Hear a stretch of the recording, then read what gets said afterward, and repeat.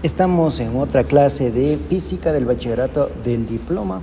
En esta clase pues vamos a continuar con nuestra unidad B.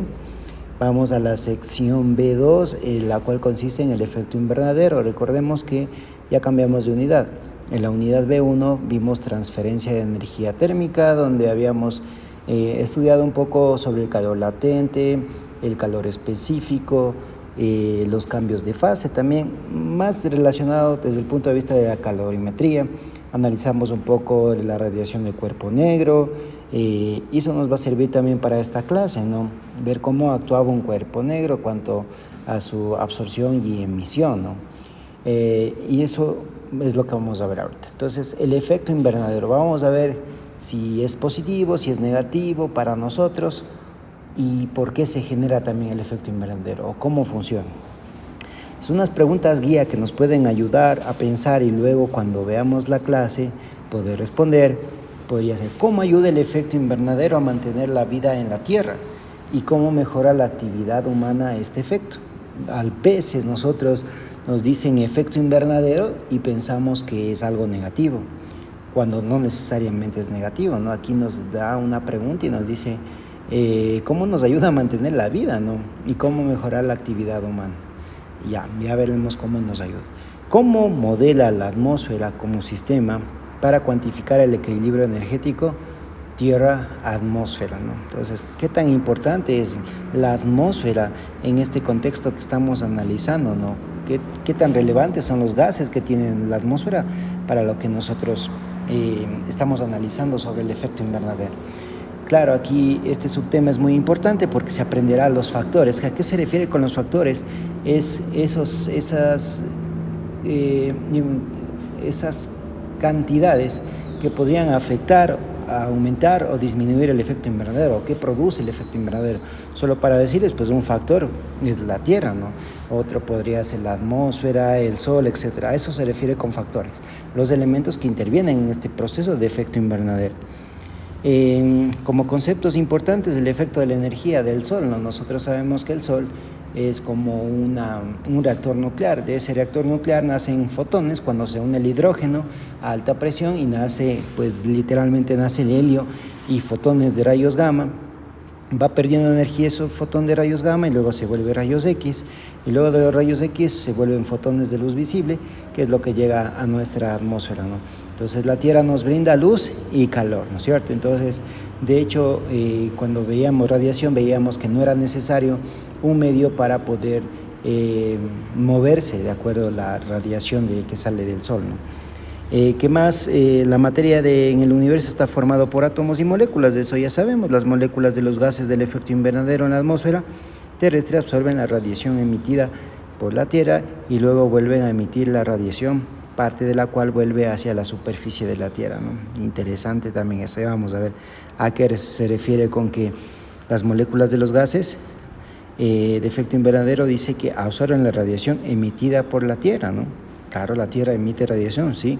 Cuando se calienta, como es una temperatura diferente de 0 Kelvin, pues obviamente emite. Y al emitir esa energía, pues esa radiación, ¿no? Que fue absorbida primero, la radiación, y luego emitida a la atmósfera terrestre, se vuelve a emitir, ¿no es cierto? Parte de la cual vuelve hacia la superficie de la Tierra, ¿no? La composición de la Tierra y la atmósfera y los procesos que ocurren dentro de ellos dan forma a la superficie de la Tierra y su clima, ¿no? Los procesos dirigidos por el hombre, como la combustión de combustibles fósiles, ha cambiado la composición de la atmósfera terrestre al aumentar la concentración de gases de efecto invernadero, lo que lleva a un aumento de efecto invernadero. Entonces, en sí el efecto invernadero no es malo, sino el aumento del efecto invernadero. De hecho, el efecto invernadero hace posible la vida y que tengamos una temperatura estable, sobre todo en las noches, ¿no? La energía del Sol, como estábamos mencionando, la energía del Sol, de nuestra estrella más cercana, se emite por radiación, brindándonos luz y calor. La luz de los fotones y también el calor, pues precisamente de ese proceso, sobre todo de la luz ultravioleta, que es la que produce incluso el calentamiento de nuestro planeta, ¿no? Ya vamos a ver cómo interactúa eso. De todo nuestro espectro electromagnético, pues el Sol nos brinda algunas de esas longitudes de onda, como la luz visible y también la ultravioleta, infrarroja, y la radiación UV y también la parte infrarroja, que de hecho pues vamos a ver cómo interactúa con nuestra atmósfera para esto del efecto invernadero, ¿no? Entonces la energía no se puede ni crear ni destruir, solamente se puede transformar o transferir de una forma a otra, ¿no? Que era lo que veíamos también en temas anteriores. Por ejemplo, la cantidad de energía del Sol que incide en la superficie de la Tierra es igual a la cantidad de energía reflejada. Claro, se refleja en la Tierra más la cantidad de energía absorbida. Entonces la Tierra emite y absorbe. Entonces la suma de esas dos energías que emite y absorbe la Tierra tiene que ser igual a la cantidad de energía que salió del Sol, ¿no? Que incide del Sol hacia la Tierra. Unos conceptos importantes que también habíamos mencionado en las clases anteriores es sobre emisividad, ¿ya? Entonces la emisividad es una propiedad muy importante. De hecho, veíamos que un cuerpo negro perfecto era muy bueno para emitir y también era muy bueno para absorber. Y casi era que lo mismo que absorbe, emite, ¿no? Pero ningún objeto es verdaderamente un cuerpo negro. La cantidad de energía emitida por segundo por un objeto real es menor que la cantidad emitida por un cuerpo negro. Perfecto, digamos, o ideal, del mismo tamaño y temperatura. Entonces, eso es muy importante.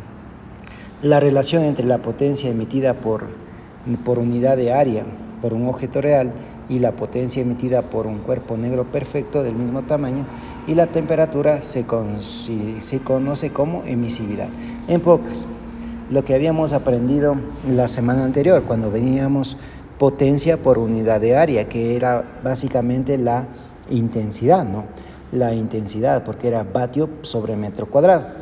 Entonces, esa relación que existe entre esa intensidad o esa potencia emitida por unidad de área de un cuerpo real y la potencia emitida por unidad de área también de un cuerpo negro ideal, ¿qué sería eso?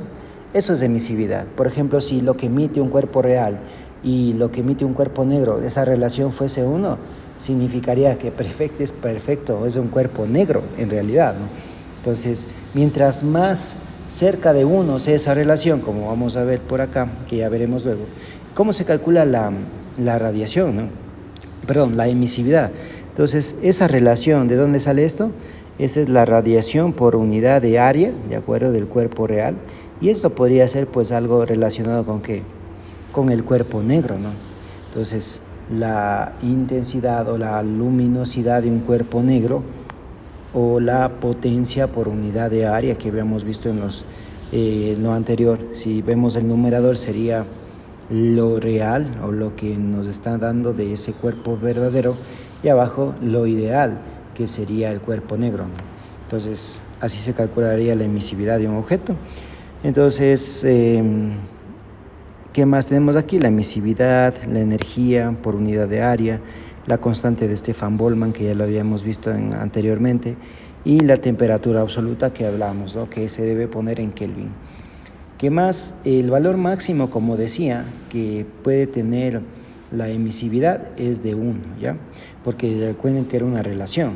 Si es 1, significa que es un cuerpo completamente negro, ¿no? Cerca de la emisividad de igual a 1, más se aproxima a un cuerpo negro perfecto, como decimos. Vale la pena señalar que los buenos emisores también son buenos absorbentes. Es una buena relación. Muy bien, entonces aquí vamos, después de haber visto lo relacionado con la emisividad, vamos a seguir viendo algunos otros conceptos interesantes, ¿ya? Entonces, lo siguiente, pues, que vamos a analizar es que la nomenclatura que le vamos a dar a la emisividad en el programa del diploma, ¿no? Porque por lo general en otra bibliografía, en otros cursos de física que no son netamente los física del programa del diploma, por lo general utilizan el épsilon como la emisividad, una E así en el alfabeto griego, que es épsilon. Normalmente pues se usa épsilon, ¿no? Como símbolo de emisividad. Pero como en este curso de física el épsilon vamos a utilizar para la fuerza electromotriz, que es el FEM o EMF, que si le ponemos la traducción, o la FEM, que veremos luego, y la E se usa para la fuerza de Coulomb. Se la conoce básicamente en el curso del BI. Usamos solamente la palabra emisividad, o en inglés emissivity, como está acá. Emissivity. Muy bien, solo para tener eso. Entonces aquí vamos a ver un gráfico que fue extraído por la NASA en una nave espacial de la Tierra y muestra la emisividad en diferentes superficies de la Tierra.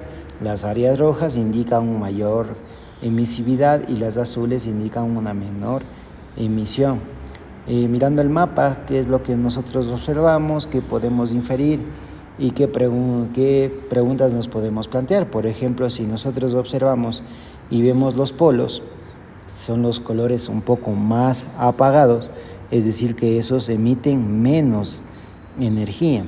Entonces, mientras más rojito, más naranja se va volviendo esto, mientras más se va volviendo a color rojo, indican una mayor emisividad. En cambio, por ejemplo, las zonas de azul que podemos observar por acá, por ejemplo, esto sería menos de emisividad. Y obviamente en los polos, pues, una emisividad súper baja, de hecho. Entonces, así funcionaría esto. Esa es la forma de representar la emisividad. Analizando pues ese gráfico, podríamos decir que este mapa global que representa la emisividad de la Tierra es diferente en las ubicaciones del planeta, no diferente. El mapa presenta continentes, océanos con varios colores que representan los niveles de emisividad. Las áreas rojas que cubren principalmente América del Norte, Asia y las partes del sur y África indican una alta emisión. La parte central de África y algunas regiones de Asia muestran tonos azules, lo que representa niveles bajos de emisividad. Las regiones amarillas y verdes en Australia, lo que indica una emisividad media. Las líneas de longitud y latitud se marcan a intervalos regulares, proporcionan un contexto geográfico, ¿no? Entonces, para tener una ubicación. Lo que hemos visto también en clases anteriores era cómo podíamos definir la potencia. La potencia podríamos definirla como trabajo por unidad de tiempo, o como energía por unidad de tiempo, o como, calor por unidad de tiempo. Entonces, de hecho, la potencia la podríamos definir simplemente como la energía por unidad de tiempo. Así podríamos definir la potencia. Por eso es que se mide en vatios, que es joule por segundos a la menos 1, o joule sobre segundo. Y de ahí pues que habíamos considerado algunas otras cosas también. Por ejemplo, dice, la temperatura de Marte es aproximadamente de menos 63 grados centígrados y cada metro cuadrado de la superficie emite 83 joules de energía por segundo. Calcula su emisividad. Entonces, vamos a recordar cómo calcular la emisividad para realizar adecuadamente el trabajo. Muy bien. Entonces, aquí tenemos nosotros, de hecho, este dato que a mí me dan aquí, si nosotros vemos la fórmula de emisividad, recordemos que así se pone en el BI, era igual a la potencia por unidad de área, ¿ya? Potencia por unidad de área, dividido para la constante de Stefan-Boltzmann elevado al tiempo a la cuarta. Eso era lo que nosotros teníamos, ¿ya? Ahora sí, siguiendo con esto, nosotros vamos a resolver lo siguiente. Ya, la constante de Stefan-Boltzmann también la tenemos ahí, tenemos absolutamente todo. Solamente nos toca reemplazar la potencia por unidad, aquí nos dan por unidad de tiempo, que sería de 83 joules, dividido para la constante de Stefan-Boltzmann, que en este caso sería de 5.67, ¿ya? 5.67, o por aquí la tenemos, donde estaba 5.67 por 10 a la menos 8. Aquí me imagino que hubo un error de redacción, nada más debe ser la potencia, esto debe ser la potencia por unidad de área, debe ser esto. Entonces, para que nos quede 83 sería vatio sobre metro cuadrado, y con eso también la constante de Stefan Boltzmann estaría en la misma unidad, que sería de 210 elevado a la cuarta. ¿Y de dónde saqué ese 210? Vamos a ver de dónde sale ese 210. Sería simplemente menos 63 más 273, porque me den centígrados, tengo que pasar eso a Kelvin, y de ahí me queda el 210 Kelvin. Así de fácil y de sencillo. Esto, tener un poquito de cuidado nada más en esta parte de las unidades, no confundirse. Y aquí me queda 0,753. La emisividad pues no tiene unidades, y eso es lo que debemos garantizar cuando hagamos el ejercicio, cuando hagamos los problemas, para que no nos equivoquemos. Pues si están todo en unidades del sistema internacional, la emisividad no va a tener unidades, y le estoy expresando con dos cifras significativas, como es en la mayoría de los casos. Así sería, con dos cifras significativas. Listo. Ahora sí, vamos con el siguiente. Vamos a analizar lo siguiente. Nosotros ya habíamos visto cómo calcular la luminosidad en la sección anterior. La luminosidad de un cuerpo negro es la cantidad de energía que emite por segundo, y habíamos hecho incluso con la ecuación de Stefan Boltzmann, la ley de Stefan Boltzmann, que decía que la luminosidad era igual a la constante de Stefan Boltzmann por el área y por el tiempo, por la temperatura absoluta elevada a la cuarta. Esto muestra que la emisividad de un objeto es la relación entre su luminosidad, que es eso, ¿no es cierto?, y la luminosidad de un cuerpo negro, que era algo parecido a lo que vimos anteriormente. Entonces, por esa razón es que está así. Por eso es que, como el área supuestamente, ¿no? De hecho, para aclarar un poco más esto de la emisividad, entonces como aquí es la del cuerpo, ¿no es cierto?, que sería lambda por área y por tiempo a la cuarta, y aquí tendríamos lambda por área y por tiempo, por temperatura a la cuarta, pero del cuerpo negro, como las áreas son las mismas, por eso es que a la final esa relación me queda acá abajo, constante de Stefan Boltzmann, y eso dividido de hecho a la cuarta, ¿no?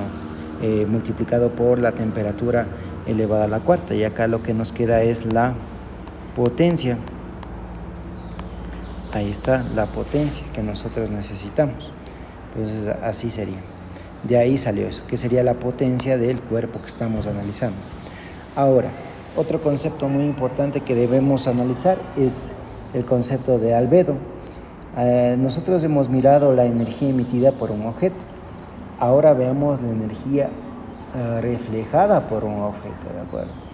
La energía promedio reflejada en un sistema macroscópico es la comparación con la energía incidente energética en el sistema, y básicamente comparar lo que entra y vuelta tenemos ahí, y lo que entró, lo que se emite, y la diferencia entre lo que entró o lo inicial, ¿no?, menos lo que se emite, eso sería pues el albedo, ¿no?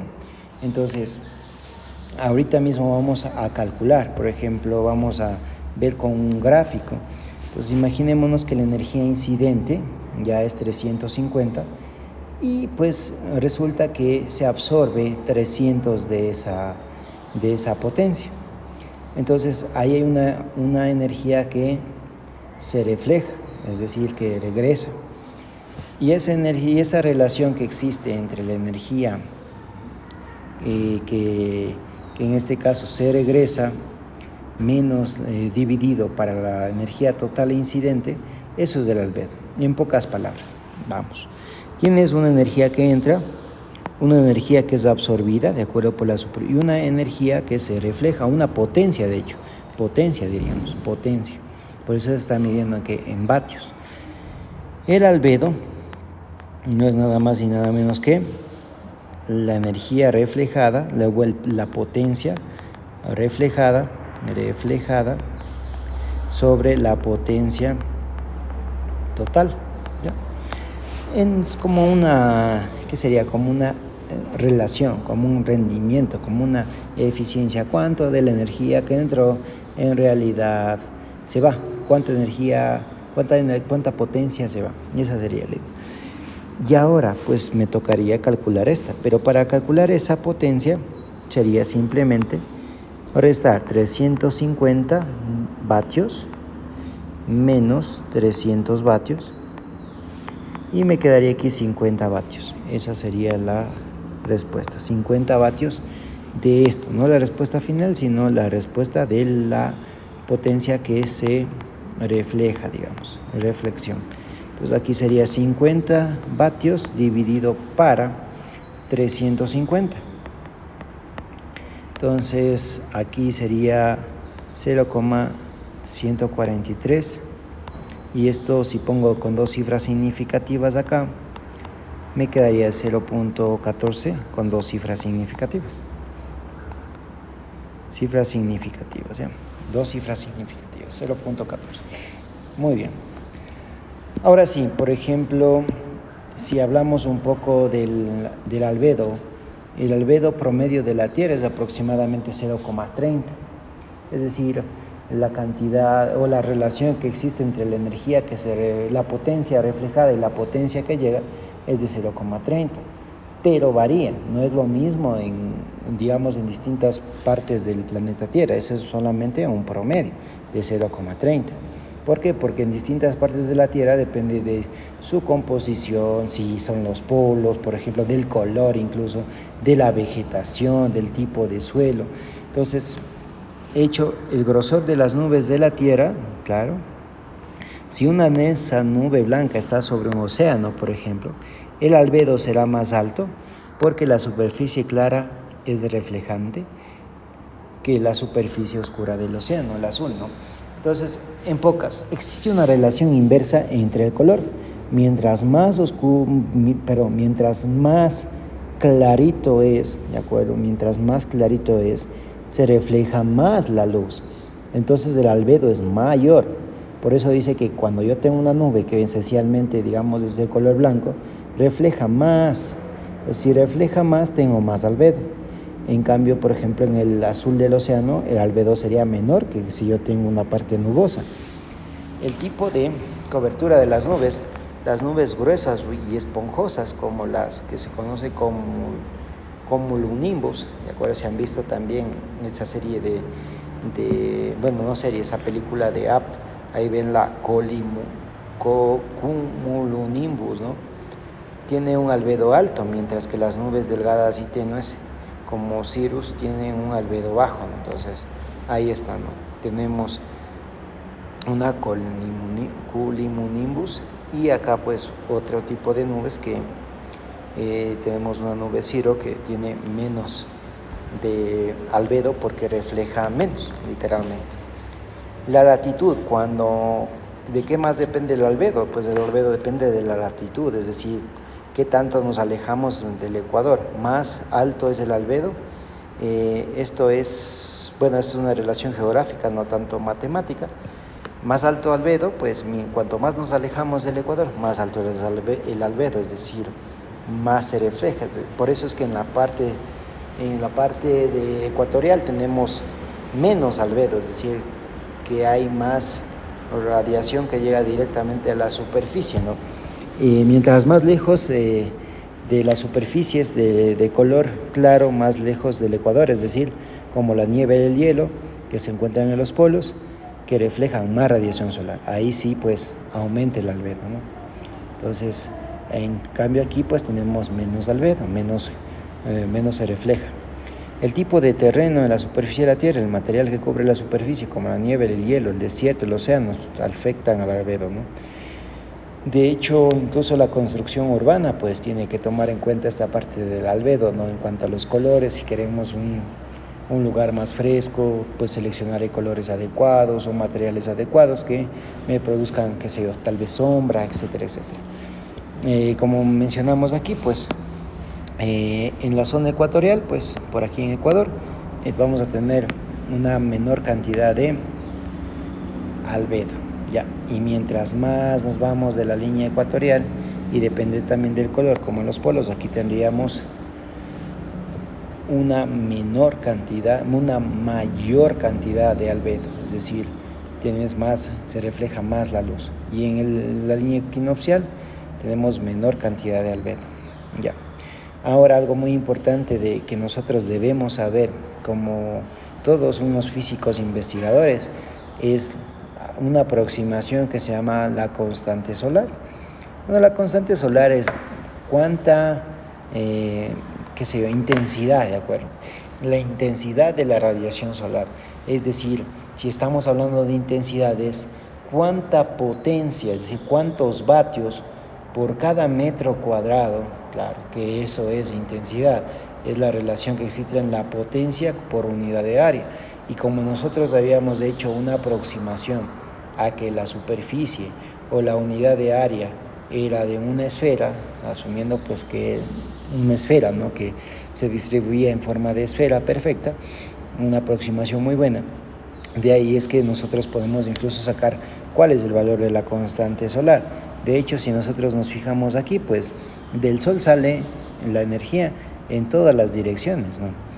Y obviamente este valor cambia a lo largo del año, por lo que establecemos un valor promedio. Por eso es que obviamente como la Tierra tiene incluso un eje de rotación que cambia y también su órbita es elíptica, entonces esa constante solar va a cambiar a lo largo del año, ¿no? Cómo incide la potencia de la radiación por unidad o por metro cuadrado, pues va a cambiar a lo largo del año. Por eso se toma un promedio. A ese promedio de la intensidad por unidad de área, pues se denomina la constante solar. En esta figura que teníamos antes muestra solo una pequeña porción de la energía emitida por el Sol. Como decíamos, el Sol emite energía en todas las direcciones, ¿no?, como vemos acá.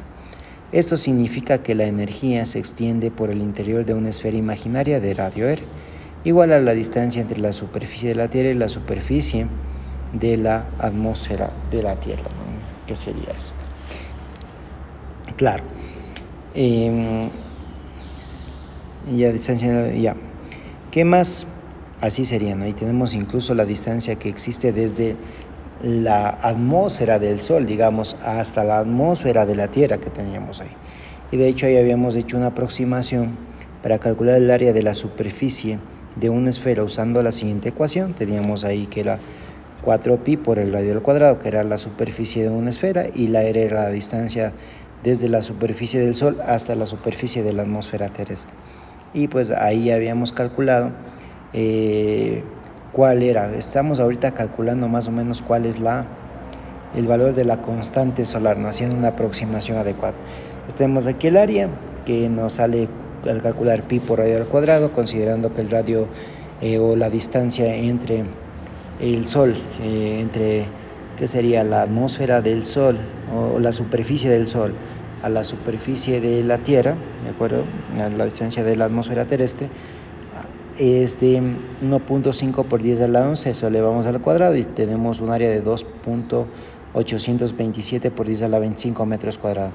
El Sol lo que emite es una energía de 3,9 por 10 a la 23, aquí hay al 10 a la 26, perdón, joules de energía cada segundo. Eso lo que me está dando es literalmente la potencia.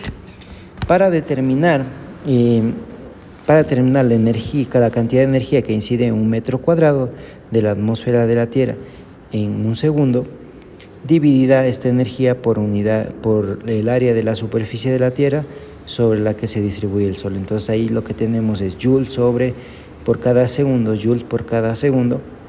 Eso es potencia, que es vatios. Entonces esos vatios le dividimos para el área y tenemos pues aproximadamente 1400 vatios metro cuadrado, considerando dos cifras significativas. La energía incidente en la superficie superior de la atmósfera terrestre por metro cuadrado del Sol se conoce como constante solar y tiene el símbolo de S, así se le conoce a la constante solar. Varía ligeramente dependiendo del ciclo del Sol y la órbita de la Tierra. El valor de la constante, dado la sección del folleto de física, de hecho nos pone ya en notación exponencial y considerando todo las cifras significativas, es 1,36 por 10 a la tercera vatio metro cuadrado, que es casi cercano a lo que calculamos ahí. A ver, para entender un poquito esto vamos a hacer pues un ejercicio. Ya dice, si la distancia desde la superficie del Sol hasta la superficie de la atmósfera de Mercurio, este es un ejercicio tipo examen del bachillerato internacional. Entonces vamos a utilizar lo que nosotros conocemos para resolver. Es un ejercicio en los cuales me piden la constante solar de otro planeta. Entonces vamos a ver cómo se calcula, ¿ya? Entonces dice, la distancia desde la superficie del Sol hasta la superficie de la atmósfera de Mercurio es, en un punto particular de su órbita, es de 4,6 por 10 a la 10 metros. Calcula la constante solar de Mercurio. El Sol emite 3,9 por 10 a la 26, que ya sabíamos, joules de energía por cada segundo. Cada segundo emite esa cantidad de energía. Entonces eso en realidad es potencia, ¿no? Es decir, son vatios, esa sería la potencia. Entonces, hacemos lo mismo que ya habíamos hecho antes, solamente calcular el área sería lo importante, porque la constante solar, la constante solar de cualquier planeta, en este caso Mercurio, va a ser su potencia, o lo que es lo mismo, la energía por unidad de tiempo. No nos olvidemos, la potencia es energía por unidad de tiempo, eso es la potencia. Dividido eso para su área. Así vamos a calcular el área, ¿no? ¿Y cómo calculamos el área? Pues asumiendo toda la esfera, que depende solamente de la distancia. Entonces lo que vamos a hacer aquí, el área es igual a 4pi por radio al cuadrado, ¿ya? Y al calcular el área, que va a ser 4pi, sería igual a 4,6 por 10 a la décima elevado al cuadrado, y eso me quedaría de 2,65 por 65,9 por 10 a la 22 metros cuadrados. Y tenemos aquí pues solo que dividir, entonces la energía por unidad de área de unidad de tiempo, que sería la potencia, y dividido eso para el área, ¿no?, sobre la cual incide. Al hacer todos esos cálculos, pues me sale una constante solar en Mercurio de 14.667 vatios por metro cuadrado a la menos 2, que ya poniéndole con dos cifras significativas, pues sería de 15.000 vatios metro cuadrado a la menos 2, que eso sería la intensidad, ¿no? No nos olvidemos que la intensidad se mide en vatio por metro cuadrado, dividido para metro cuadrado, o vatio por metro cuadrado a la menos 2. Entonces, la constante solar da la cantidad de energía del Sol por segundo y por metro cuadrado, que está incidente sobre un círculo perpendicular al camino de los rayos solares, ¿no?, en la atmósfera superior del planeta. Si nosotros quisiéramos saber cuál es la cantidad promedio de energía incidente por segundo por metro cuadrado de superficie de la Tierra, se debe tomar en cuenta que solo un lado de la Tierra está expuesto a la radiación del Sol. En un momento en el que la Tierra es una esfera, la Tierra presenta efectivamente una superficie 2D al Sol. Esa superficie 2D es un círculo con un radio igual al radio de la Tierra, ¿no? Entonces, si nosotros, como decimos aquí, ¿no?, si nosotros quisiéramos saber cuál es la cantidad promedio de energía incidente por segundo por metro cuadrado en la superficie ya de la Tierra, ¿no?, en la superficie de la Tierra, eso era lo que llegaba, que se vio apenas a la atmósfera, digamos, ¿no?, cuando nosotros considerábamos que era netamente un área esférica, ¿no? Entonces ahí lo que podemos ver, lo que deberíamos calcular ya no sería el área de la esfera, sino el área de una circunferencia, porque lo que vemos es que solamente le va a dar a una parte, ¿no?, de la superficie de la Tierra. Si nosotros nos imaginamos esto como un círculo, entonces podríamos aproximarle a que así sería el área sobre la cual incide, ¿no?, de esta manera. Entonces, así también lo podríamos como que calcular, ¿no? Entonces, de hecho, el área del círculo es pi por radio al cuadrado, por lo que la energía total recibida en la superficie de la Tierra está dada por S pi por radio al cuadrado, ¿de acuerdo? ¿Qué más? ¿Y por qué de esa manera, no? ¿Y por qué está dada de esa manera? Porque es S pi por radio al cuadrado. Porque recordemos que cuando nosotros, la S, que era la constante solar, ¿no? Nosotros la constante solar, por aquí la habíamos calculado, dividiendo la potencia por unidad de área.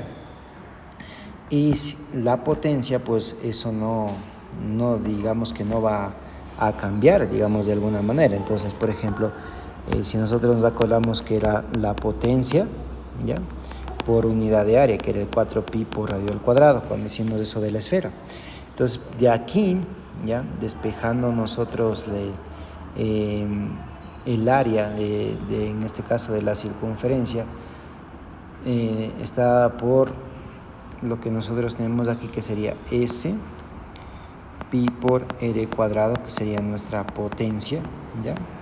Entonces, la energía total que incide efectivamente a través de la superficie de la esfera, que era área es igual a 4pi por radio al cuadrado, ¿ya?, lo podríamos relacionar de esta manera, ¿no? Entonces, el pi por radio al cuadrado se me va y este pi por radio al cuadrado se me va. Es decir, el incidente energético por segundo por metro cuadrado en la superficie, solo en la superficie de la Tierra, sería esto. ¿Cuánta energía llega a la superficie de la Tierra? Sería 340 vatios metro cuadrado. Ese sería el incidente por metro cuadrado en la superficie de la Tierra. Así de fácil, de esa manera. ¿Ya? ¿Por qué? Porque aquí lo que estamos relacionando es el área efectiva, que sería 4pi por radio al cuadrado, que haciéndole como una esfera, y el área, pues aproximándole a la superficie de la Tierra, pues de ahí es como sacamos nosotros nuestra relación, de esa manera. Muy bien. Listo. Sigamos. Entonces, ya vamos terminando el balance energético en el sistema superficie, atmósfera y tierra, ¿no? Entonces, aquí existen algunos gases, ¿de acuerdo? La idea es por qué existen unos gases, ¿no? Expliqué por qué algunos gases en la atmósfera terrestre absorben la radiación infrarroja y otros no. Aplique un modelo el modelo de resonancia de nivel de energía para explicar el efecto invernadero. Resuelva problemas de equilibrio energético en los que se intercambian energía entre la superficie de la atmósfera y de un cuerpo. Entonces, por ejemplo, la Luna está a unos 4 por 10 a la 8 metros de la Tierra. La Luna y la Tierra están aproximadamente a la misma distancia del Sol. Sin embargo, la temperatura media de la superficie de la Luna es de unos menos 20 grados, mientras que la de la Tierra es más 20 grados centígrados. La figura muestra el Sol, la Tierra y la Luna. Si ambos cuerpos están aproximadamente a la misma distancia del Sol, ¿cuál es la razón de la enorme diferencia de temperatura, ¿no? Casi la Luna y la Tierra están casi a la misma distancia del Sol. Pues, ¿por qué la Luna es mucho más fría que la Tierra? Y aquí viene el concepto principal del día de hoy, el efecto invernadero. El nombre se le da por el mecanismo en el que la parte de la radiación entrante del Sol queda atrapada dentro del sistema superficie-atmósfera de la Tierra, aumentando así la temperatura del sistema.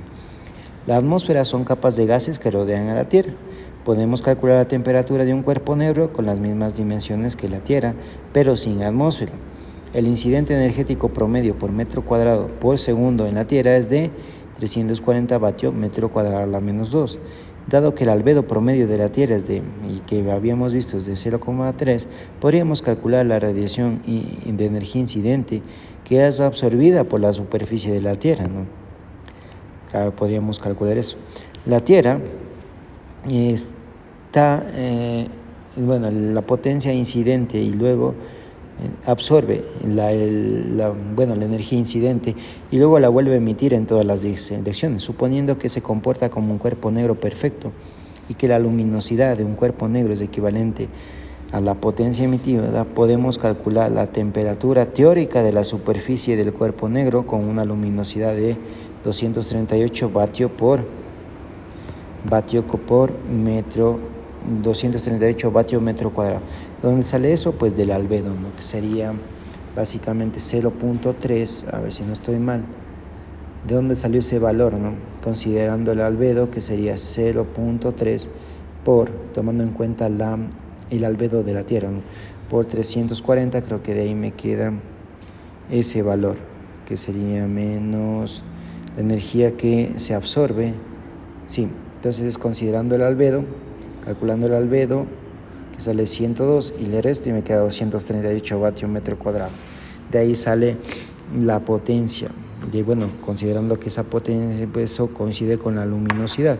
Entonces la luminosidad, con eso yo puedo calcular la temperatura. Entonces la temperatura debería ser, digamos, de la Tierra de menos 19 grados centígrados. Esto es aproximadamente igual a la temperatura de la Luna. ¿Y por qué la temperatura media de la Tierra es más alta que eso?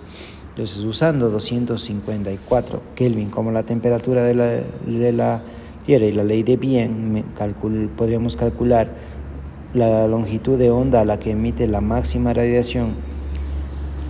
Y luego podríamos usar el Internet para averiguar qué región del espectro electromagnético corresponde. Entonces podríamos calcular, de esa manera podríamos calcular la temperatura, lo que nos piden, ¿no? La longitud de onda. Entonces, fácil, tenemos la temperatura absoluta, 254 Kelvin, la onda máxima, la longitud de onda máxima, que sería esto multiplicado por la temperatura, es igual a 2.9 por 10 a la menos 3 metro por Kelvin, y de ahí despejo la onda máxima, que sería 2.9 por 10 a la menos 3 metro por Kelvin, dividido eso para 254 Kelvin. Entonces la onda máxima me queda que es igual a 1.1 por 10 a la menos 5 metros. Eso con dos cifras significativas. Esto está en la región infrarroja del espectro electromagnético. Qué interesante, ¿no? Entonces, región infrarroja del espectro electromagnético, que nos da esa temperatura de la Tierra, ¿no?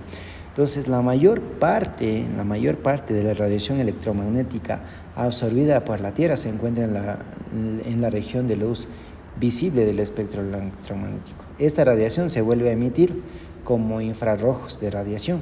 El infrarrojo es absorbido por los gases de efecto invernadero de la atmósfera.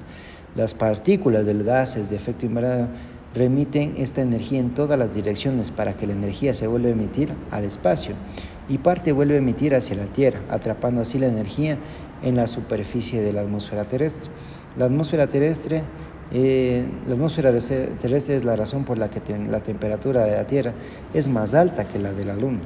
Los gases de efecto invernadero, que son los comunes, constituyen la mayor parte de la atmósfera terrestre, que tenemos por acá, que son los que absorben la radiación infrarroja.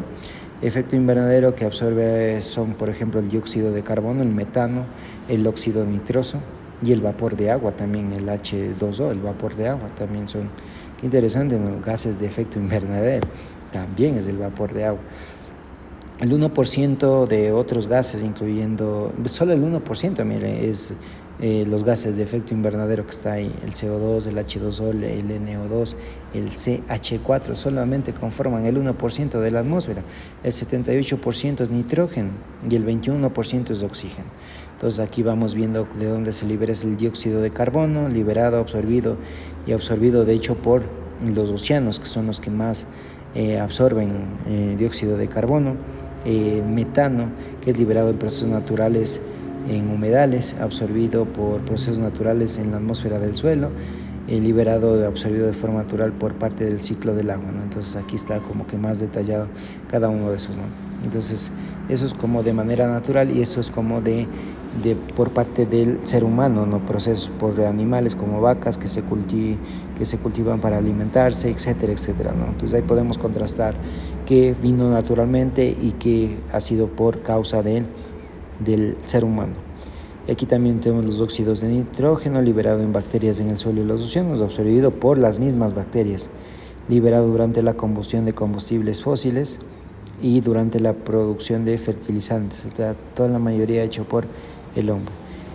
En niveles de energía molecular, entonces, ¿para qué nos van a servir entender esto? Pues la luz puede existir como una onda o una partícula llamada fotón que tiene una cantidad específica de energía dependiendo de su frecuencia.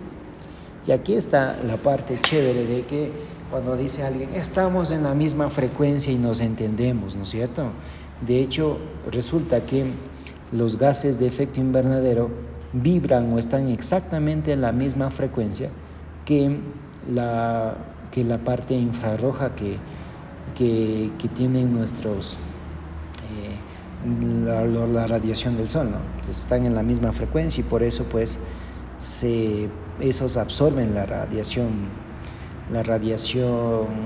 infrarroja, ¿no? Esos gases de efecto invernadero. Es la razón por qué algunos gases son de efecto invernadero y otros no. Las moléculas pueden interpretarse como niveles de energía discretos y solo pueden existir en estos niveles de energía. Los niveles exactos de energía disponible dependen de los factores más allá del plan de estudios de física. Si la energía de un fotón coincide con la brecha entre los niveles de energía molecular, el fotón será absorbido por la molécula y aumentará su energía. En algún momento posterior, la molécula volverá a caer a un nivel de energía y volverá a emitir el fotón en una dirección aleatoria. Las moléculas de nitrógeno y oxígeno tienen brechas entre los niveles de energía, que son diferentes de las energías de los fotones ultravioleta y radiación infrarroja. Por lo tanto, no se produce ninguna interacción. Por eso esos que no están en la misma frecuencia no pasa nada. En cuanto al balance energético del sistema de superficie-atmósfera de la Tierra, el principio de conservación de la energía establece que la energía no se puede crear o destruir, sino transferirla o transformarla. Este principio puede aplicarse a sistemas microscópicos, sistemas macroscópicos, incluido la superficie de la Tierra. Durante miles de millones de años se han producido cambios naturales en la Tierra, cambios en el terreno, cambios en la atmósfera terrestre y la reducción del dióxido de carbono debido a la disminución de la actividad volcánica. Estos cambios ocurren durante el periodo de tiempo muy largo. En los últimos años, la actividad humana ha llevado a enormes cambios en la atmósfera terrestre en un periodo de tiempo relativamente corto, atrapando una mayor proporción de radiación incidente, lo que resulta en el calentamiento global. Eso es lo que pasó. En los últimos años, la actividad humana ha llevado enormes cambios en la atmósfera terrestre en un periodo de tiempo relativamente corto. De nuevo, repito, atrapando una mayor proporción de radiación incidente, que resulta en el calentamiento global. Si bien históricamente la temperatura de la Tierra ha fluctuado, estas fluctuaciones ocurrieron durante periodos de tiempo muy largos. En el gráfico de la figura 2 muestra cómo la temperatura media global de la superficie ha aumentado significativamente en un periodo ahora muy corto, proporcionando evidencia de que este cambio ha sido causado por la actividad humana. Como podemos observar ahí, tenemos en 1800, de hecho después ya va, bueno, tenemos aquí como que de 20 en 20, ¿no? De 20 años. No nos olvidemos que la parte izquierda lo que está no es la temperatura, sino la variación de la temperatura. Por ejemplo, en 1900, si vamos en 1900, podríamos ver el que pasa en 1900, ha habido un incremento muy cortito, muy bajito. En cambio, imagínense en el 2020 casi estamos hablando de 1 grado de incremento de temperatura, que eso existen, tal vez nosotros lo podemos soportar, pero existen especies en los océanos que no es posible aumentar un cambio tan significativo de la temperatura.